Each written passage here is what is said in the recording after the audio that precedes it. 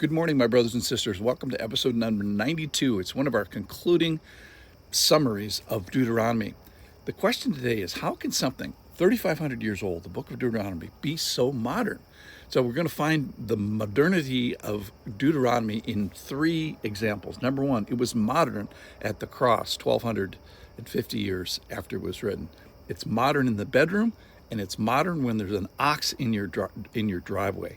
So yesterday, as part of our summary, we were kind of regathering our minds and especially our hearts about this wonderful book. And yesterday we highlighted that our interaction with God in big categories of justice and mercy, and that is connecting with God, what we do with our generosity and our ledger book between other men, we connect that with the ledger of what God has done for us. And then sometimes we take a financial hit and release another financially because of what we have been released from spiritually.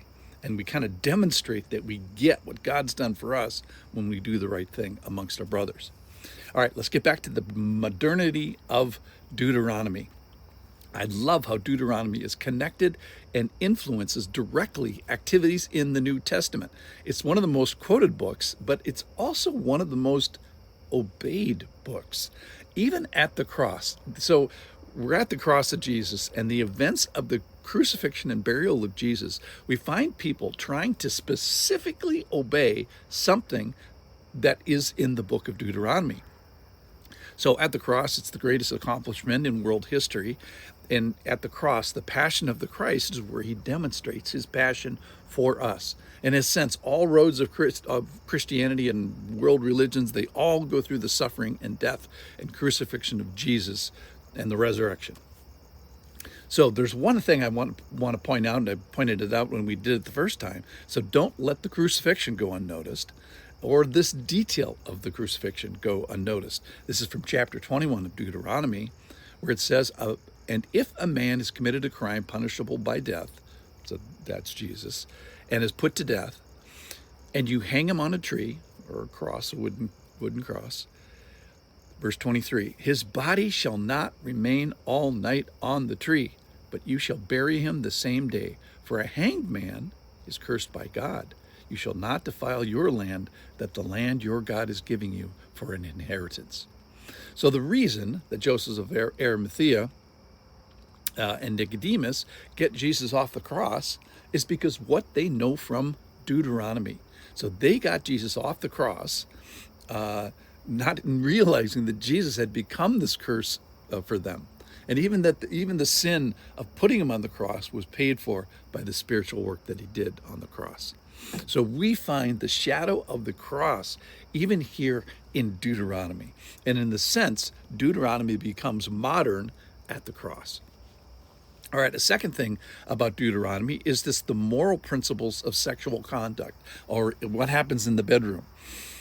So even today, 3,500 years ago, all these things are still the same. Don't rape anybody. Marriage is important. Marriage is the vehicle that God provides for sexual flourishing.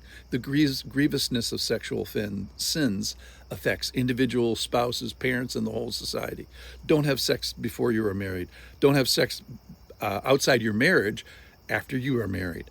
Honor the marriage bed within your marriage. Honor the marriage bed within other marriage beds. So God is right to be offended by which transgresses his character. He's trying to make a people group that's not evil so he can send a savior into it. So if one considers the holiness of God and humanity's failure to honor that holiness by our behaviors, then I might postulate that all sins that fall short of the glory of God should be punishable, and even punishable by death. And that's something that I like to point out, is that very few listeners of this podcast are without sexual sins. And if one includes the sins within the mind, I'm pretty sure that none of us are without sins. So all of this should lead us to having these great moral principles, specifically the sexual ones. They should lead us to reverence and humility and silence as we come to this topic. So likely you have been spared the just punishment that surrounds this topic. Not because you're innocent, but because you have been spared, because the perfectly innocent that is Jesus, has come to bear your punishment. So Deuteronomy is modern in its sexual morals. And then Deuteronomy is modern in what it tells us to do about an ox, that is, demonstrate love. In Deuteronomy chapter 22, you shall not see your brother's ox or a sheep going astray, that is, the ox is in your driveway, and ignore them. You shall take them back to your brother. And if he doesn't live near you and you don't know who he is, you shall bring it home with you into your house, and it shall stay with you until your brother seeks it. Then you shall restore it to him. So the most interesting part about this passage for me is that if you see someone ox that's astray, in other words, the ox is in your driveway, you're going to be tempted to ignore it. You're going to be tempted to say, hey, this is not my problem. So your first temptation is to want to ignore this. I didn't see the ox in my driveway. So, or something at church that you hear that they need help with the 2-year-olds, and your first response is crickets. I didn't hear that. So what is love like? We have to learn from the ox. So love, the ox is this great symbol in Deuteronomy in my mind of what love is like. It's going to be inconvenient. It says take that ox back to your brother. It's going to be intrusive. It says if you don't know who he is, bring the ox into your house. It's like, that's a big deal. 3,500 pound, intrusion. So it's going to be incursive, it's going to be invasive, and you're going to be tempted to ignore it. So what is love like? It probably is going to involve an ox. So Deuteronomy tells us to run to the ox. So the modernness of love when the ox comes, the modernness of sexual morals, and the modernness of Deuteronomy when we see it on Good Friday. So Deuteronomy is a modern book. Thanks for listening.